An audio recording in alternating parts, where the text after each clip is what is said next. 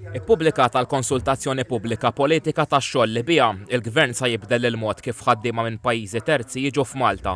F'konferenza tal-aħbarijiet il-Prim Ministru Roberta Bela u l-Ministru għall-Intern is-Sigurtà u x-Xogħol Byron Camilleri qalu li r-riforma proposta tħares lejn 4 prinċipji: l-istabilità fis-suq tax-xogħol, id-drittijiet tal-ħaddiema li jiġu f'Malta ħaddiema fejn hemm bżonn u l-ħiliet tal-ħaddiema.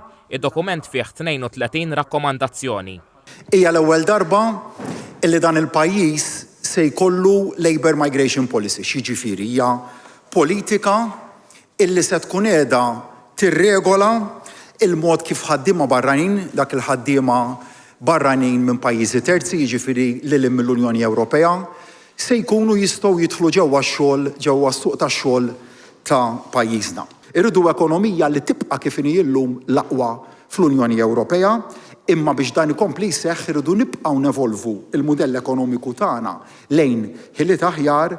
Il-Prim Ministru Roberta Bela qal li l-ħaddiema barranin qed jiġu biex jipparteċipaw fis-suq tax-xogħol għax il-pajjiż għandu ekonomija b'saħħitha. Ispjega li dawn il-ħaddiema qed jaqdu ħtiġijiet kruċjali fl-ekonomija tagħna. Dawn il-ħaddiema hemm bżonnhom b'mod speċjali fil-qasam tal-kura, l-anzjani u s-saħħa u f'setturi bħal manifattura avvanzata, s-servizzi finanzjarji u l-informatika. Meta min iħaddem kien jitlob permess biex iġib il-ħaddiema barranin dan kien jinħariġlu. Dr. Bela qal li din se tinbidel. F'pajjiżna qal il-Prim Ministru għandhom jidħlu dawk il-ħaddiema li s-suq tax-xogħol jeħtieġhom.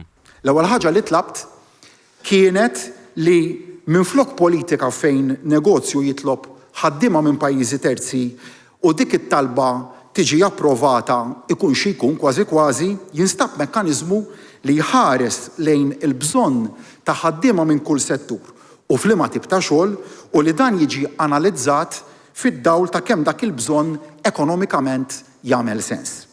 Illum għandna proposta ta' mekkaniżmu. Int qal li permessa jingħata biss jekk hu meħtieġ u lil dawk li jħaddmu li huma kwalifikati. Min ikeċċi lil ħaddiema bla doċċ u min ma jobdix il-liġijiet tax-xogħol mhux se jitħalla jġib aktar ħaddiema.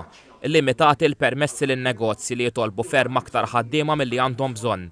Dr. Bela qal li l-prijorità għandhom ikunu l-Maltin u l-Ewropej.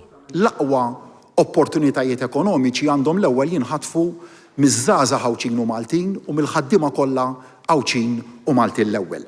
U finalment, jekk imbagħad xorta jkun hemm lok illi jinġibu ħaddiema barranin, irridu nkunu ċerti illi ma jkun hemm ebda forma ta' sfruttament. Min-naħa tiegħu il-Ministru Camilleri qal li din il-politika tibdel lan u l-mod ta' kif inħarsu lejn ħaddiema minn pajjiżi terzi li jiġu biex jaħdmu u ssaħħaħ il-kontroll. Dan qal għal ġid komuni tas-soċjetà. Dan il-proposti li qed nagħmlu irridu riżultati illi qabel xejn jaslu biss f'pajjiżna il-ħaddiema li huma meħtieġa, kemm meħtieġ u ta' kwalità u preparati u ħaniġi għaliha. Però wkoll min ma jirrispettax id-drittijiet tal-ħaddiema ikun ikkastigat. Il-miżuri jiffukaw ukoll fuq il-ħiliet tal-ħaddiema. Min jiġi fostna jrid jadatta għal ħajja Maltija u Ħawċija. U allura hemm propost numru ta' miżuri ta' integrazzjoni, ta' taħriġ, ta' edukazzjoni kif dawn il-persuni ikunu jistgħu jadattaw għas-soċjetà tagħna. Id-dokumentu miftuħ għal konsultazzjoni pubblika sa' 9 ta' frar.